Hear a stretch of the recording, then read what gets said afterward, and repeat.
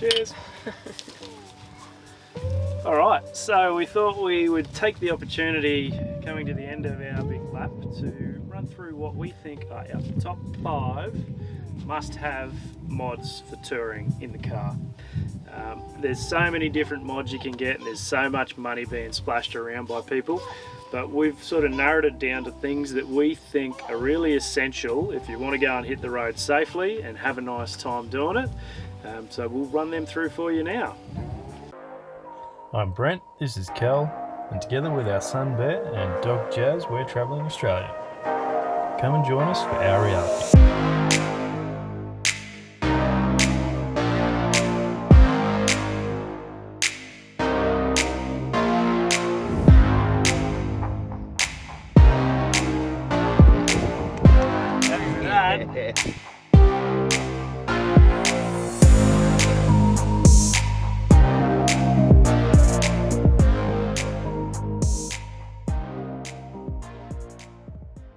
Alright, so what's number 1?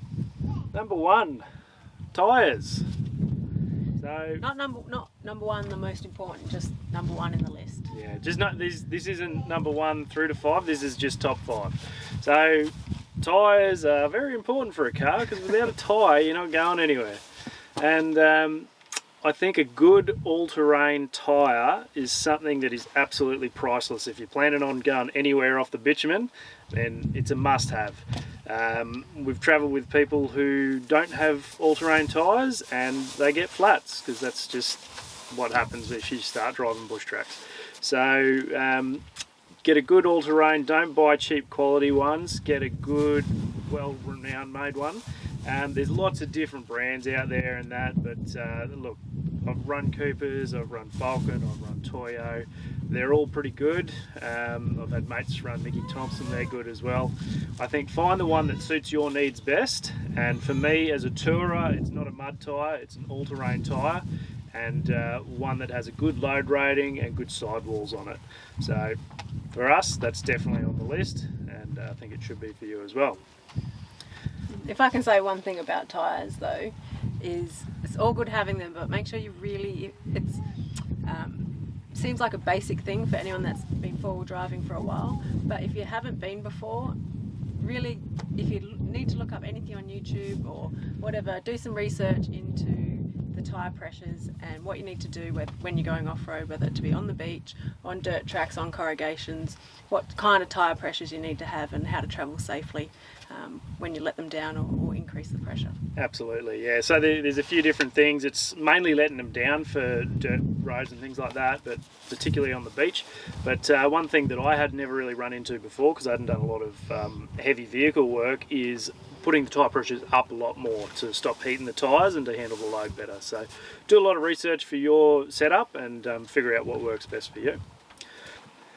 Alright, number 2. Number 2, dual batteries. You need to run dual batteries in my opinion as a bit of a safety backup, and also just for the accessories that you want to run. So if you want to run a fridge and you want to run extra electronics in the car, inverters, that sort of stuff, you really need to look at having a secondary in it. You need to look at then what type of secondary you want. A deep cycle is what I'd be recommending and what we run in ours. And then you've got the choice of whether you go standard lead acid, AGM, lithium, blah, blah, blah. I don't think you need to be spending mega bucks on a lithium setup in the car. Hey bud. But you can, if you've got the money, then go nuts. But an AGM battery in ours, a good deep cycle running off a good charger, has worked really well. We've had dual batteries in our old cars as well, which just ran off a simple solenoid setup, and that worked really well too. So don't get sold in all this stuff that you need to spend $5,000 on a dual battery setup for the car. Look, if you got the money, go for it. If not, you don't need it. Just get a secondary battery in it, and that's the peace of mind for you. Yeah, and I mean, we run the fridge, so being able to have that on overnight without worrying is really good because we keep stuff in it all the time. Which brings us to number 3. Number 3, the fridge. Fridge. So we have a 45 litre Engel. We've had it for quite some time now. 10 years. 10 years. We've had this one. One of the running ones. I can't talk. Engels. my parents' one is how old? 43 years old, I think we worked out. 43 years, and it still works. I mean, it's getting a bit old, long in the tooth, but still works. So I think we'll be angle people forever. Oh, 100%. They don't draw much. Like once it's running, it draws less than 2 amps, so it doesn't chew up heaps of battery power. But they're just faultless. Like one thing has gone wrong. The little watch battery that powers the thermometer in it died after 10 years. But I think that's probably fair enough. Yeah. So. I mean, brand aside, I think the important point that we want to say is that for us, a fridge is a must-have. Keep your beers cold. Backup for if the caravan fridge goes, or sometimes they don't necessarily work that well in the really hot heat, especially if you're driving, and also allows you to go out for day trips and take lunch and drinks and all that sort of stuff, and just have easy access to cold food and drink. Definitely. Nothing like a beer at 0 degrees. It's great. Alrighty. Okay, number 4. Number 4, UHF. So UHF in the car is mainly for safety, but also for ease of comms, particularly if you're travelling in a convoy or anything. It frustrates me now whenever we're following people that don't have a UHF in the car or don't use it. When you're trying to overtake and things, it makes it quite a bit more dangerous than it needs to be. We've had them in the last 2 cars, and we actually use it for things like I can go out in the boat and Kelly can have the UHF in the car as well, and we can still communicate quite easily over a short distance. So they're just a really helpful bit of kit. Safety wise, I mean, you run through that. It's I mean, being able to call up a semi-trailer, road train, or just a caravan in front, or even a car, just to check what's going on ahead before you pass is really good. And if you see a truck coming behind, it's just courtesy. You can let them know when it's safe for them to pass you if you're not going at the speed that they need to be going. Yeah. We have a built-in one in the car, and we also have a little handheld one. I think you paid $30 for a second-hand pair of UHF radios. And the other thing that we use that for is if you're towing and you're parking the van, you don't have to have the old fight with Reg through the window. Come on, back further, a little bit. What are you doing? We can quietly fight about it on the UHF. Right, if you've ever seen me reverse a trailer, it's a non-issue. So that is really handy. You don't have to embarrass yourself in the caravan park or anywhere that you're parking up then. Yeah, definitely. Good. So UHF, number 4. Cinque, number 5. Cinco. Is a Bullbar, and a fair dinkum Bullbar, a steel one for me. The reason I say that is looks cool. Not really. That too, that's part of it probably. No, look, it's a safety thing for me. I've hit 3 different kangaroos in 3 different cars now. Unfortunately, all of them have had a steel Bullbar on it, and none of them have done any damage to the car. Unfortunately for the kangaroo. Yeah, look, it's just... Either way, going to happen. Damage to the kangaroo. Yeah, you're going to do damage to the kangaroo if you hit him with no bar, but you're going to just about write your car off as well. So for me, it's something that I like having on the car. It gives me somewhere to mount the spotties and that as well, which is good. But being steel, these things don't even scratch when you hit things. I've seen alloy bars with a lot of damage. Me and some mates years ago actually managed to bend an alloy bar trying to push a car out of a bog. That's how soft they can be.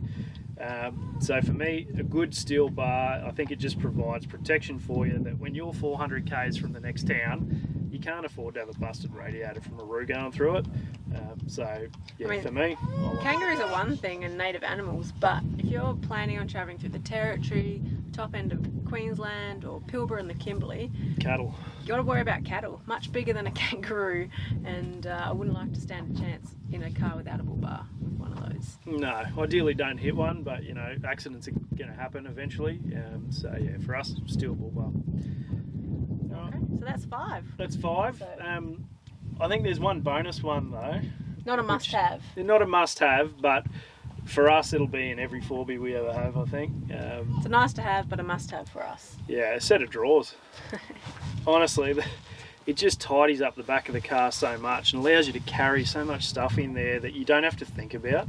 You got a first aid kit, fire extinguisher, tools, all those little bits and pieces that you never have to think about packing. It's all tucked away nicely and you can still use the boot. You don't have to have either come up with a box setup, which is just taking up the whole boot, or it's just lying around messy and you're trying to pack things around it. I mean, for us, we actually carry what looks like hardly anything in our boot besides the fridge. It's empty, yeah. At most, it has a pram, a stroller, and the rest is all packed away in the van, obviously, but otherwise the drawers. And we just keep simple stuff. Obviously, Brent keeps the basic tools and things like that he thinks he needs or knows he needs.